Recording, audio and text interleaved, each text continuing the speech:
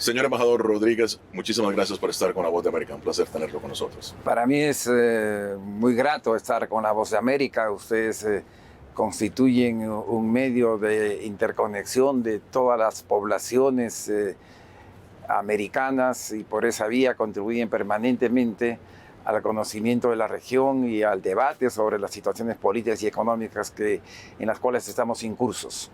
Señor embajador, entremos de lleno a lo que dijo el presidente de Perú, Pedro Castillo, aquí en el seno de la Asamblea número 77 de Naciones Unidas. El presidente de Perú mencionando que la gobernabilidad democrática, muy importante, pero también, y cito, que los golpes de Estado son ilegítimos y atentan contra la expresión soberana de la voluntad popular.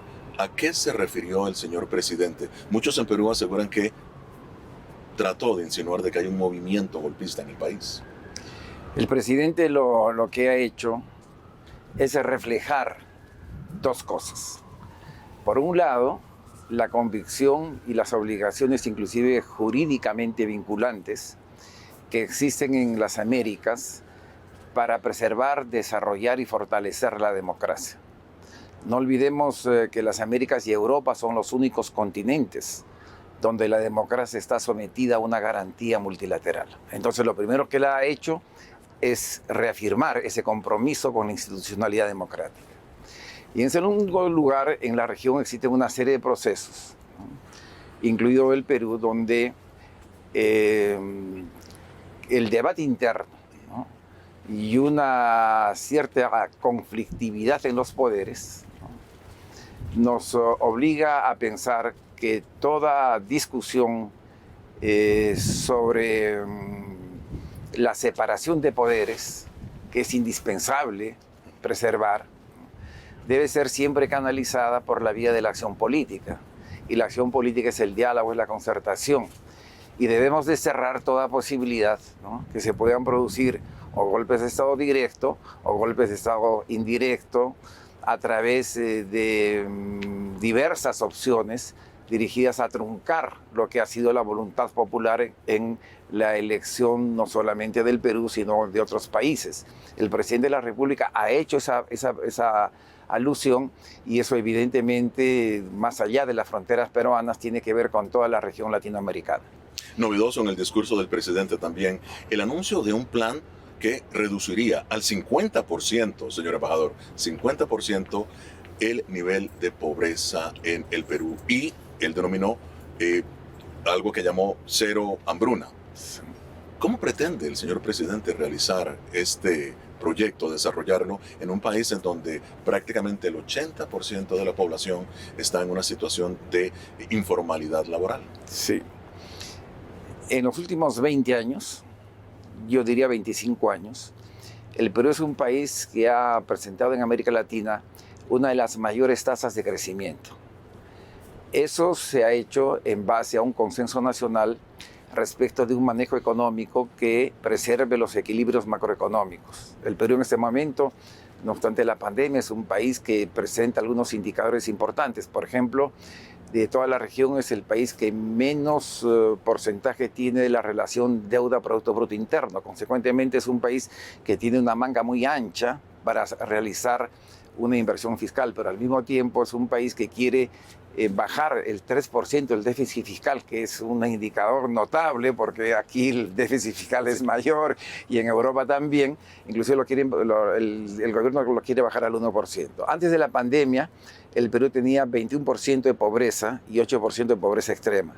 La pandemia nos ha afectado muchísimo, como a todos los países de la región, y la pobreza está en el 30% en este momento.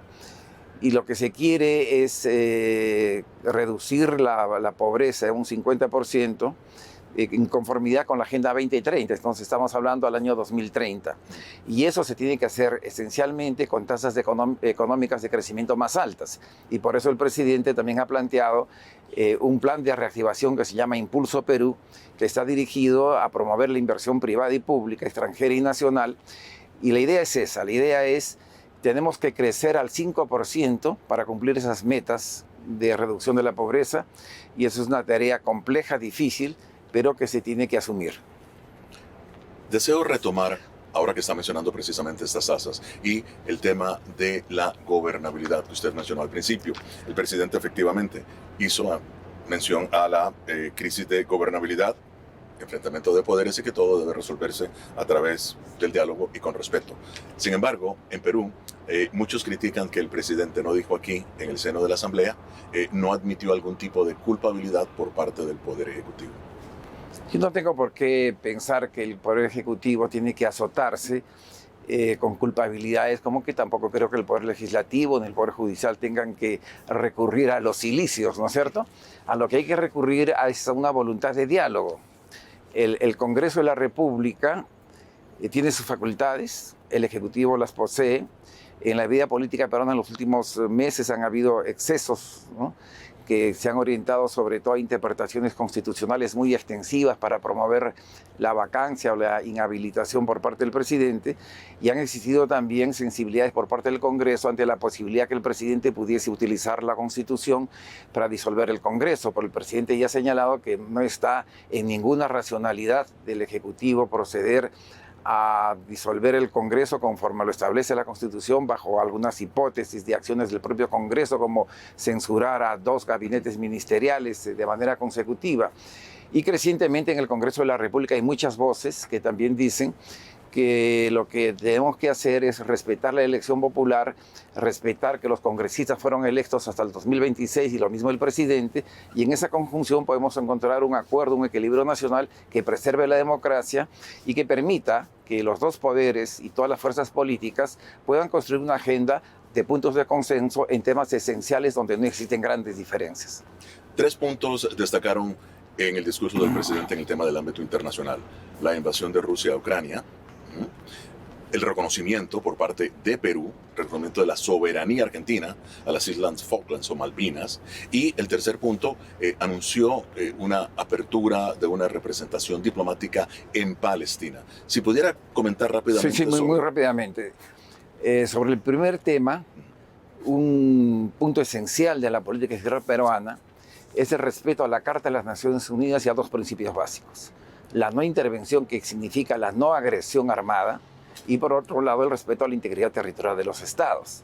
Si esos principios se rompen, vamos al conflicto y vamos a las guerras. El presidente ha ratificado esta vocación, pero al mismo tiempo ha ratificado la vocación del Perú, que está dirigida a no incentivar la guerra, sino a crear las condiciones para un cese al fuego y para que se inicien negociaciones que permitan restablecer la paz en Ucrania. Ese es el punto número 1. Sobre el punto número 2, la cuestión de Palestina. El Perú desde el año 2011 reconoce al Estado palestino como un Estado independiente. Tenemos relaciones diplomáticas con Palestina. En el Perú funciona una representación diplomática de Palestina. Chile, México, Argentina, Ecuador tienen representaciones diplomáticas en Ramallah, lo tiene el Japón, lo tiene Alemania, lo tiene Austria, lo tiene el Reino Unido, lo tiene la Unión Europea. Nosotros tenemos intereses económicos, comerciales y también unas relaciones políticas con el gobierno de Palestina, y por eso vamos a establecer una representación diplomática en Ramallah, como lo han hecho, pues como les repito, muchos países del mundo europeo y del mundo occidental, y como lo hacen recientemente países de la región, porque entiendo que Colombia también va a abrir su embajada.